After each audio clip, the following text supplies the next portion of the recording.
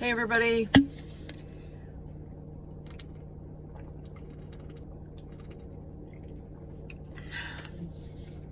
So, habits. If you can start drinking water instead of sodas, that's a great segue into becoming more healthy. If you can add greens into your water, that's an even better way to get extra nutrition. There's a bunch of different green powders that I use, and this is one of my favorites. There's different versions of spirulina, but I really like this. It's a great way to quickly add nutrition. Okay, so smash that like button. I really appreciate it. Okay, so before I run a couple other errands before I get back to my office, I wanted to share again kind of like a recap, a shorter recap. So I'm Ann Hyland with Hyland Life Coaching, AHLC, and I help people with life coaching, fitness coaching, health coaching, financial coaching, Christian biblical coaching, business coaching, relationship, communication, and boundary skills coaching, and trauma recovery, 12-step communication, starting new habits coaching as well. Okay, so all right, so as I was looking at certain things that I struggle with as a person who is recovering from a traumatic brain injury, there are certain things technically that it may take me a little longer than someone else. And I've learned that sometimes I can be okay with that. And sometimes I get very frustrated.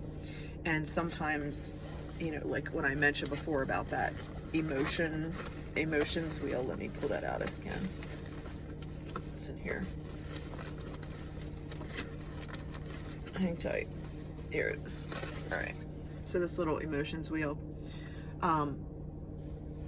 So when I find myself in a state of anger, mad, provoked, irritated, skeptical, you know, all of those emotions because I'm doing something and I all of a sudden find a piece of information that is in relation to my fiance who died and the financial impact that he made on my life and all these things that he did to my computer that violated and breached our trust, etc. I'm going to go through a range of emotions. I'm going to get very angry. I'm going to get sad and feel like I was abandoned and that I get depressed and lonely, that I'm by myself and I'm not engaged, I'm not married. And then I get remorseful, like why, you know, like how could he not have remorse? And then I'm like, I feel victimized, like why did he do this to me? And then I feel very judgmental and I feel like he was such an asshole, why would he do this to me? Okay. And then I get very disappointed and you know, and then I start to feel guilty, like what is it that I did or didn't do? If I would have said something or whatever, could I have helped him more in a different way? Was I deficient in some way? And then I feel bad about myself, and then I might get critical of myself, critical of other people, impatient with other people. So what I'm getting at is this emotion wheel, like one little thing in my day-to-day, okay? And I found this file, and this file was additional proof that he was tampering with my files. He was saving things like my personal banking data, etc., in a way that he could then take that information and have access to my information and then use it against me in the future when I wasn't even aware of it. And when you find out these details, there is an initial surge of anger. There's a surge of abandonment and betrayal and why would he do this to me? And what I'm saying is there's a whole range of emotions that came up. And then I had to, like, you know, separate and distance myself away from people. I had to journal that out. I had to, like, get clear with what my heart was saying and what my mind was saying. And you know, and again, this is where, again, I'm sharing how God works in mysterious ways, okay? So I'm dealing with gathering this paperwork for a specific, you know, financial purpose, okay? And in the course of doing that, I'm finding this additional evidence and proof that my fiance who died, who was a drug addict, was tampering with my financial documents. And so I'm getting angry that I'm finding additional proof. It's like, when is this going to end? When is the impact of what he did to my life? When is it going to be over? Okay. And so I was getting triggered. And, you know, and then, you know, another video that I've wanted to put out, but again, it was like other things I was doing. I'm in this class and the timing, it just got a little delayed. But the point is, I want to address right now about addicts and active addiction and narcissists and my position on all that, just so that you understand where I'm coming from. Okay. Now, the entire time that I had a relationship with my fiance, Eric, okay, I truly was 100% in with him. I was not against him. I was with him. I was for him. I was encouraging him. I was, you know, doing what Jesus said to do.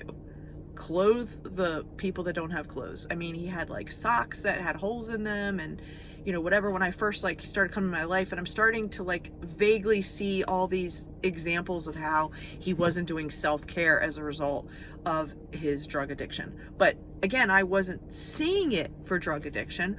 I saw it as him not doing proper self-care. Okay. And so my approach to him was coming as an educational coach and advisor, and I was being very sweet, and I'm like, oh my gosh, honey, I just looked at your socks and they have holes in them. Like, I picked you up some new socks today, you know, so you don't have to deal with those ones that your toes are coming out and popping out of your socks, you know? And he's like, oh, thank you so much. Okay. But the point is, he never told me and came right out and said, you know, I have a problem with taking care of myself and self-care. And he never did that. Okay. So when I noticed something, I just handled it. I just took care of it. I just made it better. Okay.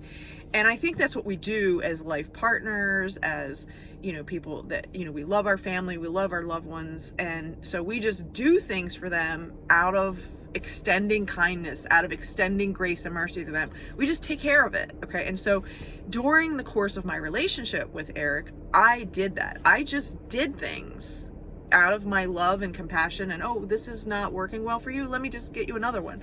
Oh, that jacket has a hole in it. Let me go buy you another one. The point is, I was never coming at it from a perspective or thought that this was a result of his drug addiction that was actually going on in that moment.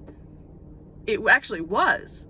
But I was approaching it like, he just is oblivious. He's a musician. He's a crazy artist. His mind is thinking about music. He's not thinking about the self-care things. I can handle those self-care things because I like to nurture someone. I like to nurture them with buying them things and making sure they have everything that they need. The point is, the entire time he was manipulating me, but I was not realizing that he was manipulating me. The entire time that I was in a relationship with him, I just thought that he was someone that didn't know how to take care of himself properly. And I was just being, you know, the wifey and handling all of those things that he wasn't handling properly for himself. Okay. Now, what I'm getting at is, I didn't see it while I was in that circumstance, in that season with him when he was, quote, clean and sober and loving and kind towards me. I didn't see it as that those things that he was lacking and those things that he kept having to repair and that they were missing, like missing belts all the time. Like, I don't know where my belt is, baby. I need another belt. You know, it's like, Well, if you went on to a drug den and you went in and hung out with some whores and you left your belt wherever you were because you were so out of it, that's why you're missing belts. I mean, that's really the truth of the situation, okay? But I didn't discover or find out any of that until after he died, okay? So I really want to, again, compartmentalize so you understand that when a person, like I was in a relationship with my fiance, and during the course of that relationship, I was for him. I was treating him with love, compassion, respect, understanding, all of that during the course of the relationship, okay?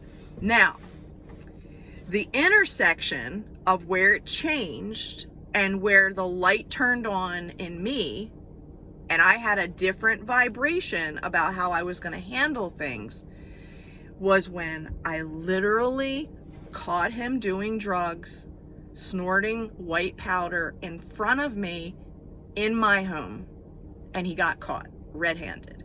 Now, in that moment, I was very clear. I was like, you know the rules. You violated the rules. There's consequences for violating the rules. You need to leave. It didn't matter what was before. What was before was he was, quote, in agreement.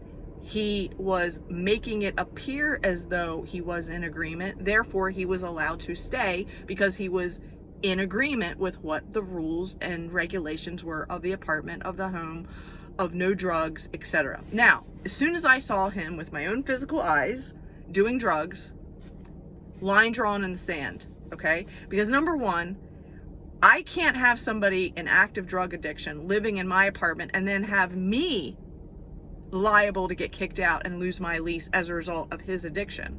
I need to protect my own interests as well. That's called a boundary, okay?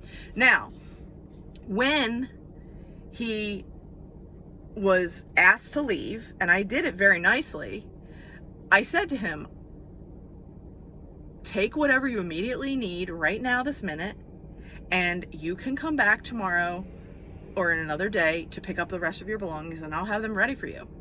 Now, here's the point.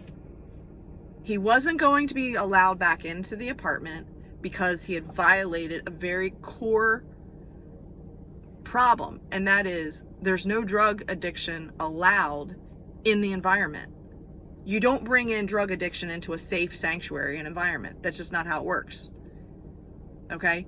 And the point is, he understood the consequences of that, but then when the consequences happened, he did not want to accept the consequences. Okay? So he went on drug binges, and he was in and out here and there and on people's sofas, and days went by, and then he called me back. Okay? And I had his stuff already ready. It was packed up. It was sitting outside. It was all boxed up in plastic bags so it would protect from the rain. Because I know him, and I know people in active addiction, they're going to act crazy. Okay? And they're not going to pay attention to what's important. And the point is, when he finally came to pick up his stuff, he was irritated. Okay? So coming back to the emotional wheel, he was irritated. He was angry. He felt abandoned. And I had to bring him back to, here's our agreement. Our agreement of being engaged and creating a marriage and doing all these things of building a business. I need a solid, stable person in order to do that. And if you can't demonstrate that in the environment that we're, cultivating together, then you're going to have to do it somewhere else, because I can't allow in that type of negativity and the whole influence of drugs is a huge bag of crap. Okay. And he knew that I was honest and being truthful, and he understood what I was saying. At least he made it appear that he was. And he's like, I just want to go back to the way that it was. And I'm like, but you can't. You can't go back to the way that it was because you've altered what was. Now, I want to highlight this in terms of life coaching, just so that we're clear, okay?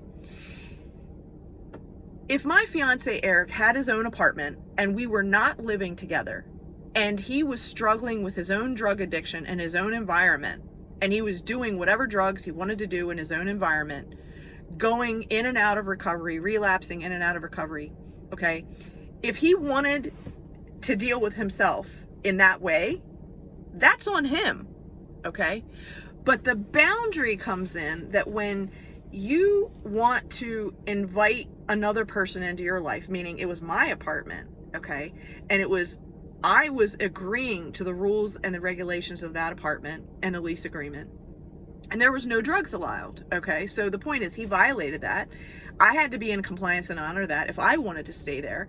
And that meant that he could no longer stay there with me. So when he came back to me and he's like, let's go get our own apartment.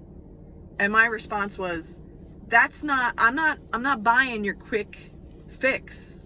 No, you need to deal with your deep core issue, which is drug addiction. You led me to believe that you were clean and sober. You've now demonstrated that you're not clean and sober. You need to go back to whatever you need to do to take care of yourself to get clean and sober. And I can't be that person to do that for you, because I'm the one that loves you. I'm the person that's in a relationship with you. You need somebody, a third party, to manage you on all that. You need to go to your sponsor. You need to go to your NA meetings. You need to go to therapy. You need to talk to God. You need to surrender to the Lord. Okay. So the point is, I created boundaries about what I was willing to do with him and what I was not willing to do with him. What was my part of the street and what was his part of the street. And the point is, an addict in active addiction who is also a narcissist is going to project all of their bad behavior on you, meaning in that moment he was projecting all of his bad behavior on me, blaming it on me, and telling me that I was the cause of his problems because I kicked him out. I was like, no, your drug addiction is the problem. You're not willing to dealing with your drug addiction is the problem. And I'm not going to sacrifice my home sanctuary where I run everything, my business, my self-care, my family, meetings with other people. I'm not going to bring other people into a drug den. That's not the way I play. If that's the way you play, that's on you, but that's not the way I play. Now, the point is, a boundary was drawn. Now, this is what I said to him. You obviously have to deal with yourself and your drug management and your drug problem. And that means you need to talk to your sponsor. You need to talk to your NA network of people. You need to go to your NA meetings. You need to go to your therapist. You need to deal with yourself. I'm the person who loves you, and I will agree to go out and have a meal with you. I will agree to take you to one NA meeting in the morning. I will agree to take you to a doctor's appointment if you don't have a ride.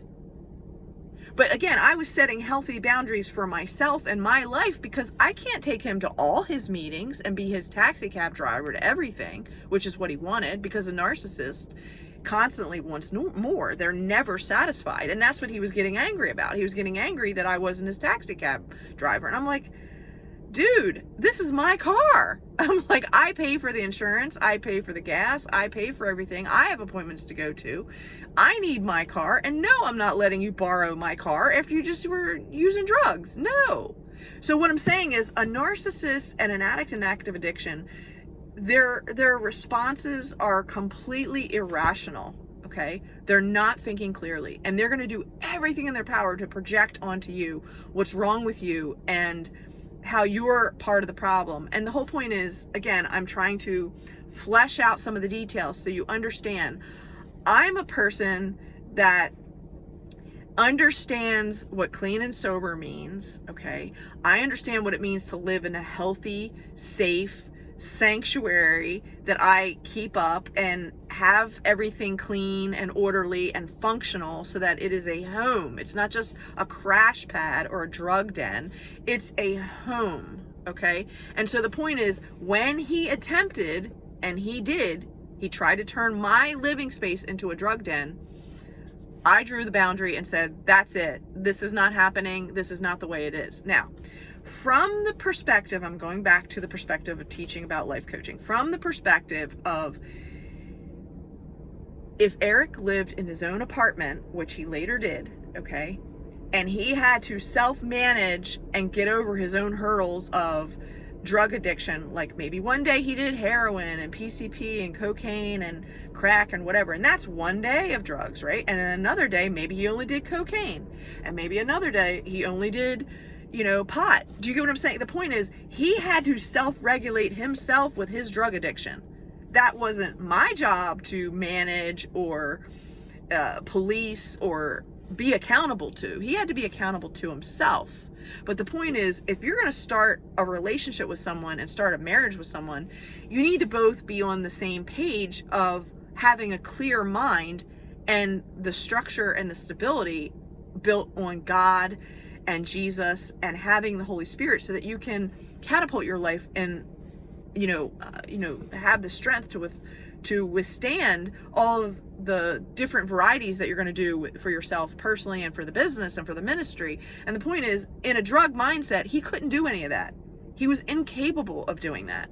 And so I had to very nicely and calmly say to him on one of these appointments where I take him out to eat, and I'd say, look, Eric, I see what's going on, and maybe you can't see because you're in it, but I'm looking at it from the observer point of view because I'm not in it. I'm not a drug addict. I don't have these problems. So I'm looking at it from a completely different perspective. And I'm then sharing with him asking him questions, just like I would as a normal life coach. What 3 things do you think you can do to improve your situation today? What 3 phone calls do you think you can make today to improve your situation today? What 3 things can you do today to do some self-care for yourself? So I was, during the whole process that he was relapsing in treatment centers and recovery houses, trying to have his own apartment, all of that, okay? The whole time is I was praying, I was hopeful, I was encouraging, I gave him structured things that he could do to take action on, and it was up to him to do the work to do it. There were things that Eric did that definitely he got it that day. He understood some of the concepts that we talked about, and then he actually took action and he put them into place. And then he would actually, when he got paid from whatever work he was doing, teaching guitar lessons or whatever he was doing, because again, I don't know what was good money or evil money, because obviously inside of all that he was selling drugs on top of it, which I was completely unaware of at the moment. So the point is, he would come to me with money and he would be like, I did you wrong by taking this from you, and here's this money to pay you back. So what I'm saying is, there were action steps along his journey of recovery that he did things in an effort to try to make amends. And some things he completed and it was paid for, okay? And some things he made a gesture towards it, and then he thought that the gesture was enough. And I was explaining to him that no, you can't take and create damages to my vehicle and not have consequences. You can't drive on an expired license. You can't get into you can't steal my car keys and get pulled over by the police because you're driving crazy and not have consequences. The consequences are, I'm going to tell the police, yeah, you have an expired license because you didn't do what you said you were going to do.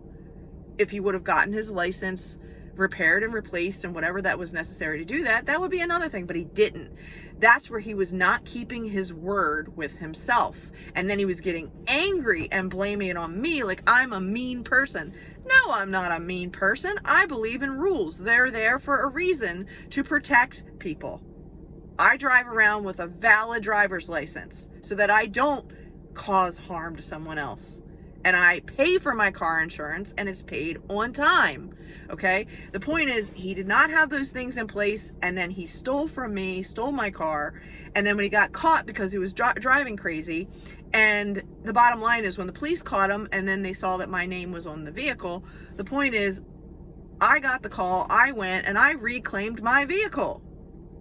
So do you get what I'm saying? God is going to continue to bless me because I'm doing things correctly. I'm following the rules. I'm doing the righteous thing in the moment of what's required, of what's being asked of me. And in that moment, he was getting angry and pissed off at me and taking it out on me personally. And again, that's what addicts and active addiction and narcissists do, is they project and blame all of their faults and inefficiencies on you, the person that is actually there to help them. And I said to him, like, look, you have a bunch of stuff. and I'm talking on the phone with the police, and I'm like, are you sure he really wants me to bring all this stuff to him in this moment?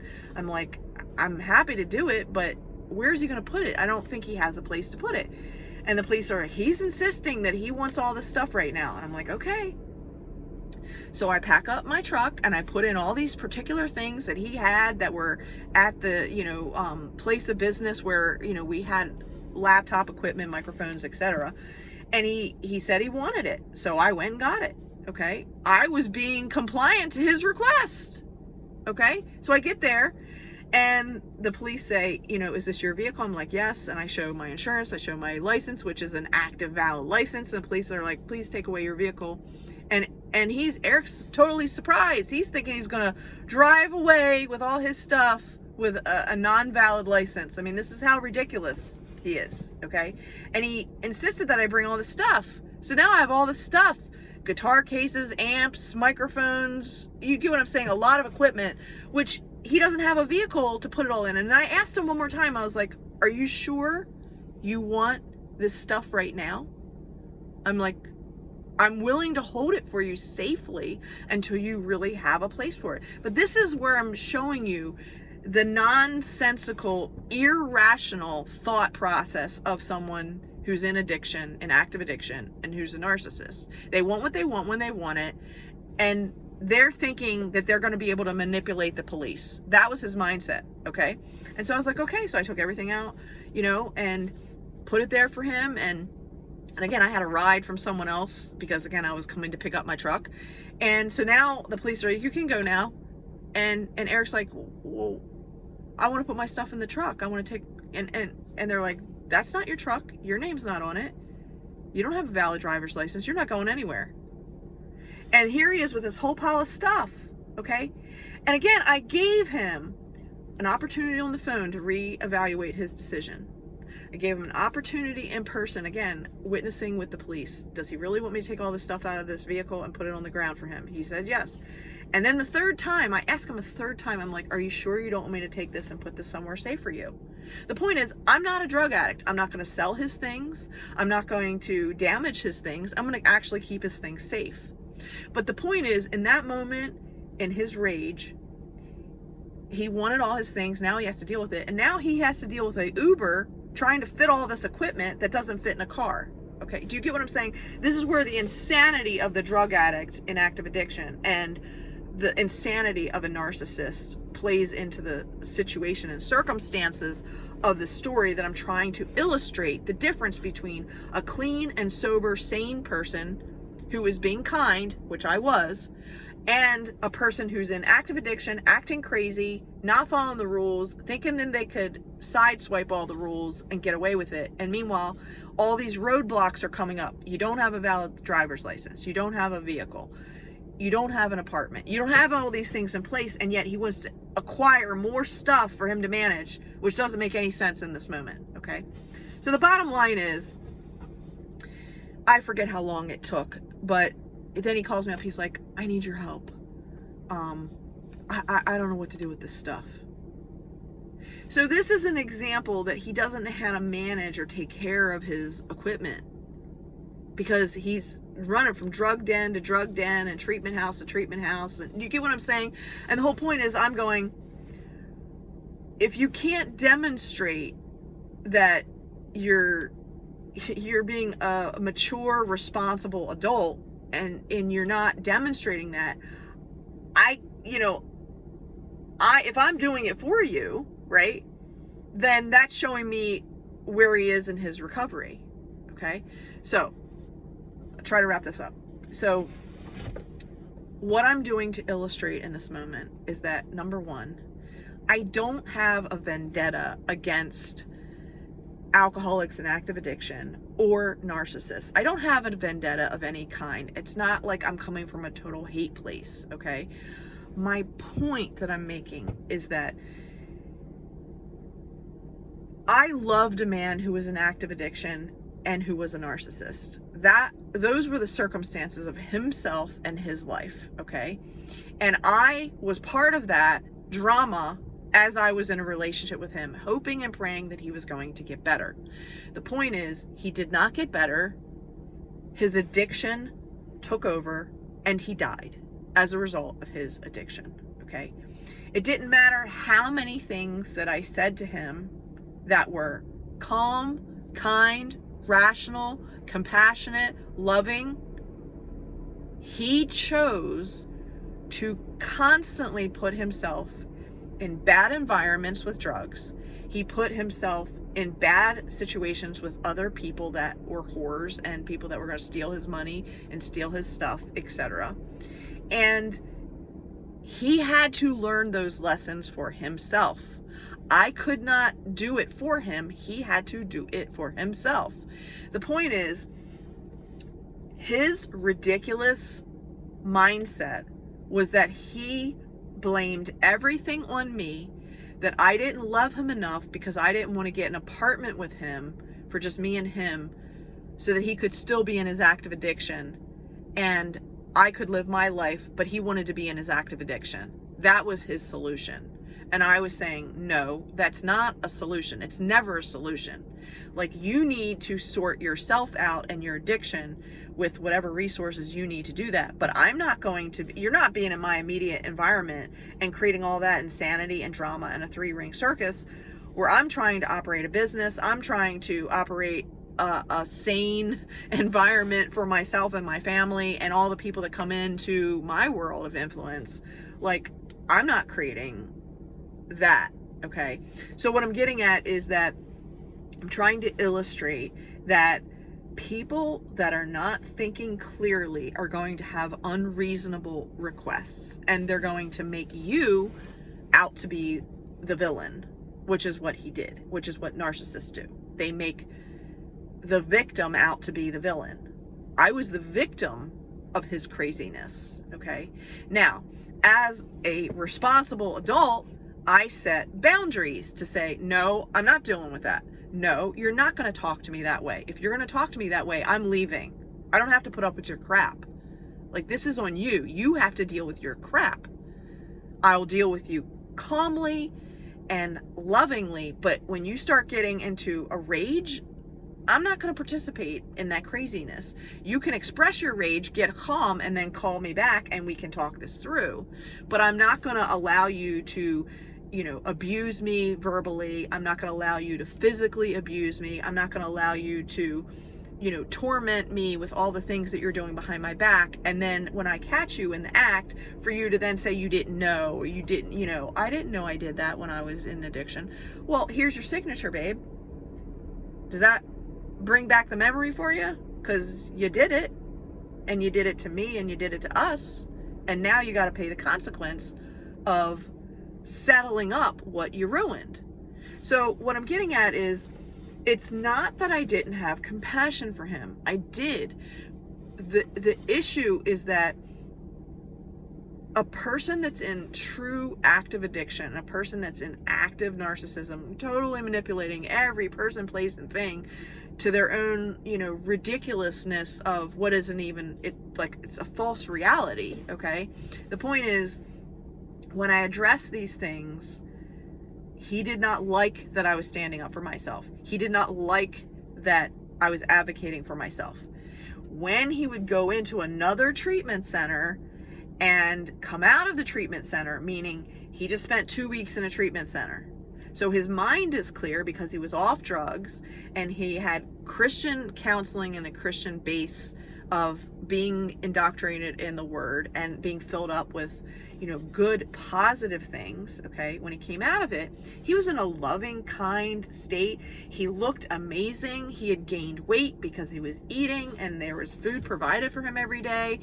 And so what I'm getting at is, I would see someone who was broken go into treatment, and he would come out of treatment and he would look amazing, and he would have so much inspiration and positivity, like he was getting it.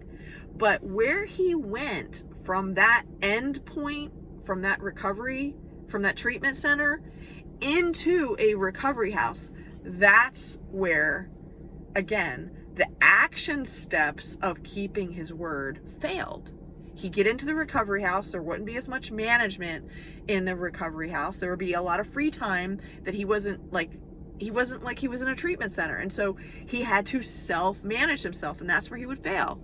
And then I wouldn't hear from him for days or, a week or something. And then he'd call me up and he would sound high. You get what I'm saying? So the whole point is, and then I'd get the phone call that he was kicked out of that that recovery house because he wasn't following the rules. Do you get what I'm saying? The whole point is, when he was in a treatment center and it was completely self-contained, he was on the inside, he was not allowed outside, he did very well with the structure. The structure was a Christian foundation. He was forced to read the Bible. He was in group therapy. He had to talk about all this stuff. He got 3 meals a day. Do you get what I'm saying? There was structure, so he did great. When he got to the recovery house, and he was in the recovery house, there was less management over him. He had more free time, and the house manager was not up his butt every second. So the whole point is, that's where he was sneaking. He'd get outside and he'd get drugs. And then he'd use the drugs, but still be in the recovery house, take the piss test. He'd fail the piss test, he'd get kicked out. And then he'd start the whole thing again, and he'd be out there relapsing and on people's sofas and in hotels with whores. And I'd get all the receipts on all the credit cards. I mean, it's like he totally thought that it wasn't going to catch up with him. He totally thought that he was off the radar. And I'm going, babe, I know where you are. You're at the such and such right now. And he's like, what?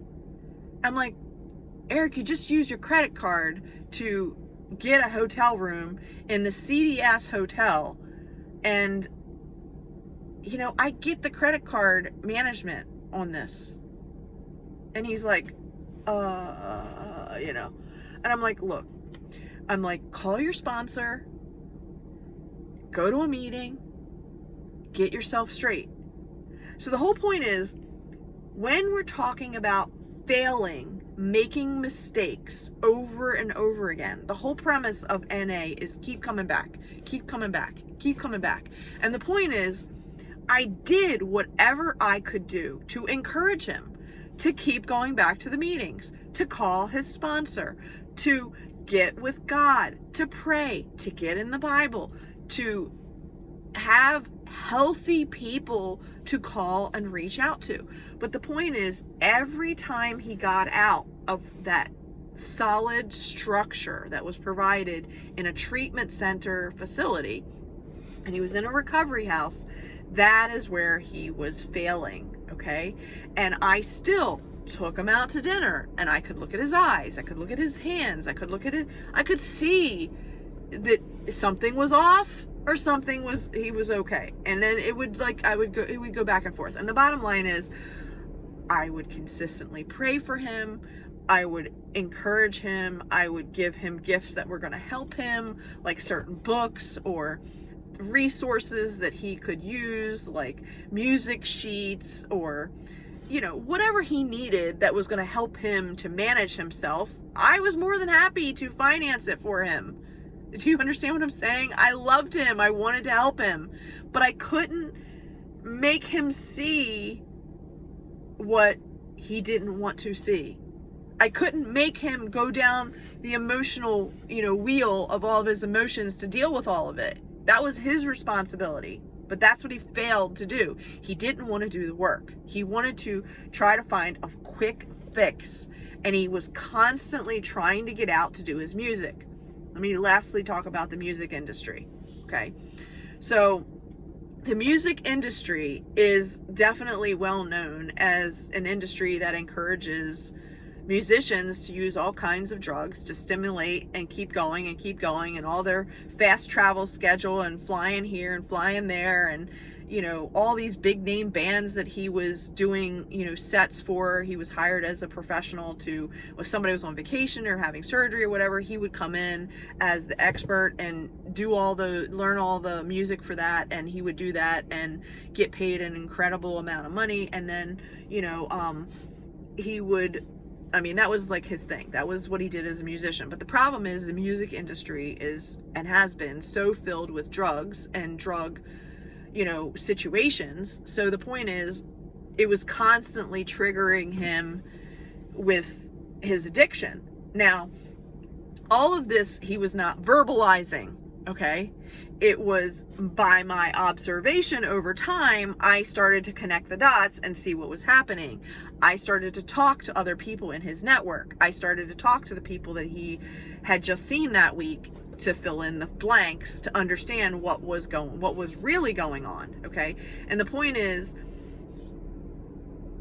sometimes when you're dating someone who's in recovery, you kind of have to be a detective in order to follow up on what they're saying, because they're lying all the time and you're trying to catch them in their lies. Now, I did pay for a service to follow his phone and track it. And so literally wherever he was going, I had a tracker on him. And so he would be like telling me, oh yeah, I'm here right now. I'm at the, at the such and such a meeting, in Hamilton. And I'm like, oh really? And here I am seeing right now that his phone is literally, in Bel Air in that moment. And I'm listening to him lie to me right on the phone. Do you get what I'm saying? So what I'm getting at is, when a person's in active addiction, they're going to make up all kinds of lies and stories to keep their addiction going. And during this whole process, I was loving him from a distance. I was encouraging him to consider what he was really saying. I was leading him to different resources as best as I could. I was still loving him through the process. I wasn't condemning him. I was loving him through the process.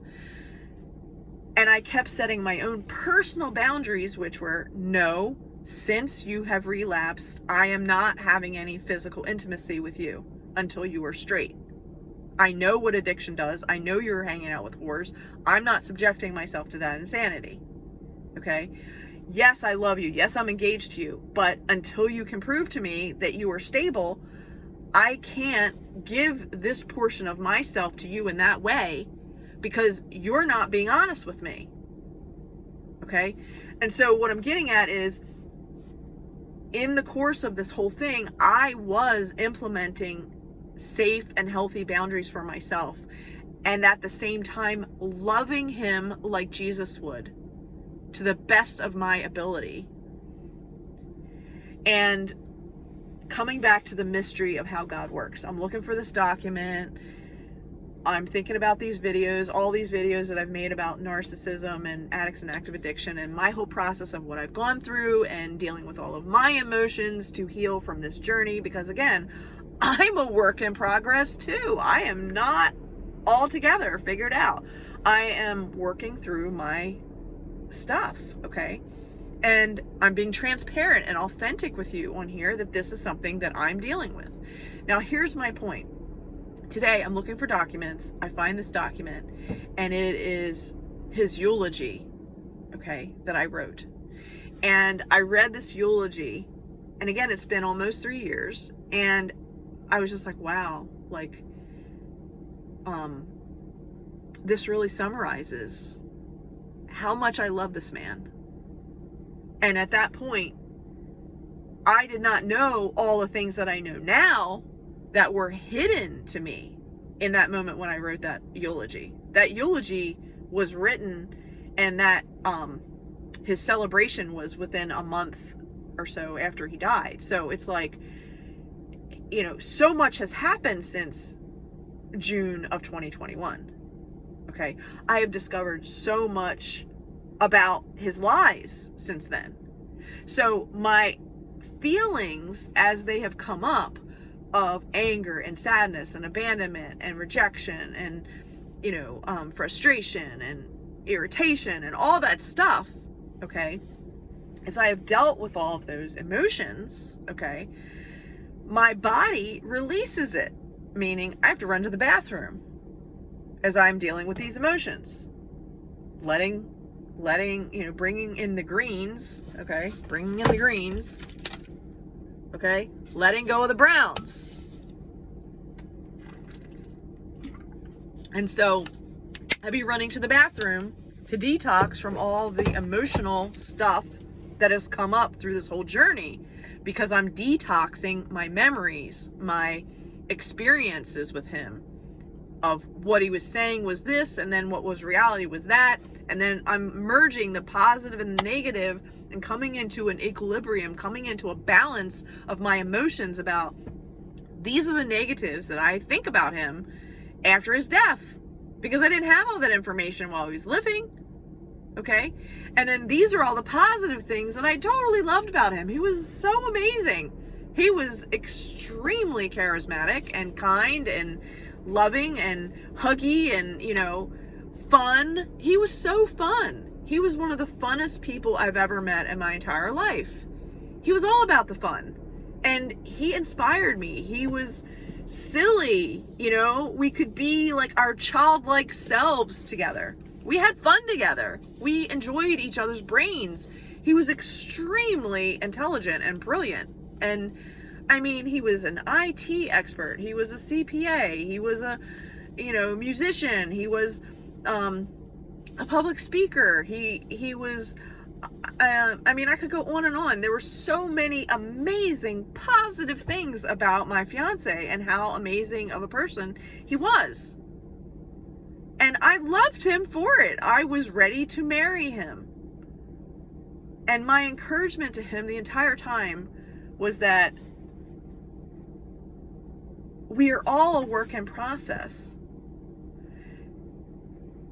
And I'm loving you in the moment as best as I can, given my situation and circumstances of what I've dealt with in my lifetime. And he was loving me as best as he could, considering his circumstances and his life situation and what was put on his plate and what he's trying to overcome. And so the point is, there were certain influences that he wanted me to do that I was completely against. And I would say, no, I'm not doing that. You're acting crazy. I'm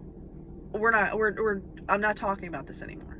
So there were strong boundaries that I had about his craziness, okay? His insanity of trying to manipulate situations. And then there were other times when, fans would come up to him and they wanted his autograph and all kinds of craziness, and they wanted him to sign their chest or leg or, just groupie kind of musician band stuff. And I'd be like, it's one thing to have fans, and it's one thing to extend some kind of, something and sign something. I'm like, but signing people's bodies, I'm like, this is just, this is really just, it's gone too far. And he would be like, are you jealous? And I'm like, it's not about jealousy. It's about, creating the kind of image that God would be proud of. Would God be proud that you just signed that woman's boobs? I don't think so. Like that's taking it to the extreme. You're acting in the flesh. You're not acting godlike. And that's where I was constantly holding a space to encourage him to be more godlike, to be more righteous. And that was the riff. Opposites attract. He was all about the fun and drugs and anything goes, and I'm about like righteousness, and this is follow the rules and do it right, and I love God, and he loved God too. But again, we were riffing because I was coming from a Jesus God perspective and he was coming from a Hebrew God perspective. And even though he loved Jesus, which again is in his final songs that he sang to me, that he gave to me 5 days before he died, I know he loved Jesus, but his comprehension of what that meant with matching his words with his behavior and his feelings is where he failed. Okay.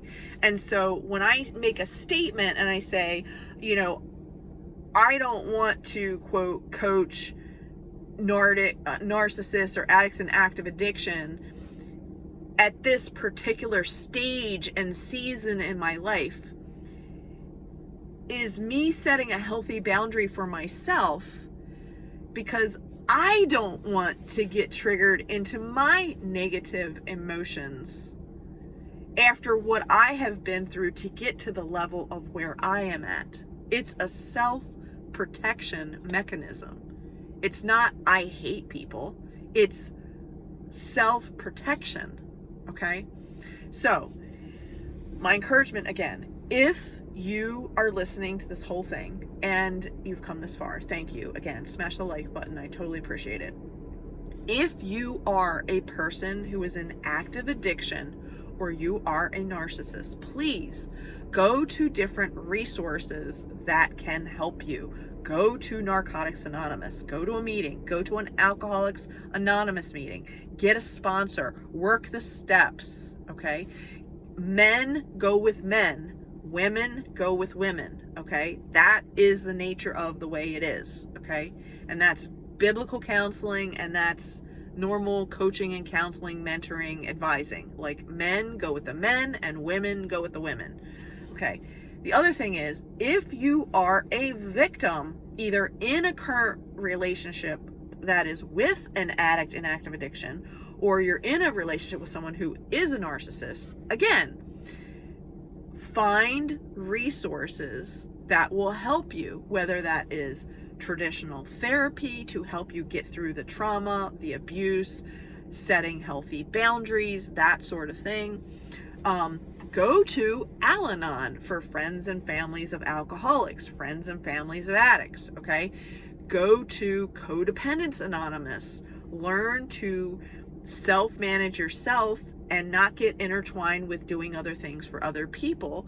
Learn how to reserve your space, and then let other people be responsible for themselves. If you are at a place, wherever and whatever stage you're in, and you would like to receive life coaching and to assist you in 12-step recovery accountability practice, I can assist you in that area over the phone for online coaching. If you would like support in different boundary setting techniques and different ways of learning new skills, I have different programs for learning about boundaries, specifically for women, Boundary Babes. And if you would just like to have a consultation to flesh out what's going on, and for me to just hear where you are in the moment and to either advise you as best as I can in the moment, or to recommend a resource to you that may be helpful to you, I am here for you, okay? I'm not against helping addicts in active addiction, and I'm not against helping narcissists. I'm just stating that for me, there's a certain level of what I can handle, and there's a certain level that I'm going to then refer to someone else, okay? So I hope that helps. Thank you so much for listening to this. I thought this was going to be short. It was much longer than I expected. Thank you for going the journey with me. Again, I hope you have a great evening, and stay in the alignment with the source, the God of Israel. Keep the intersection, the cross, in mind, and surrender what you can't control to the one who can. Surrender to the Lord, and let the Lord give you the Holy Spirit, and let that Holy Spirit grow so that you can thrive instead of survive. Have a good night, everybody.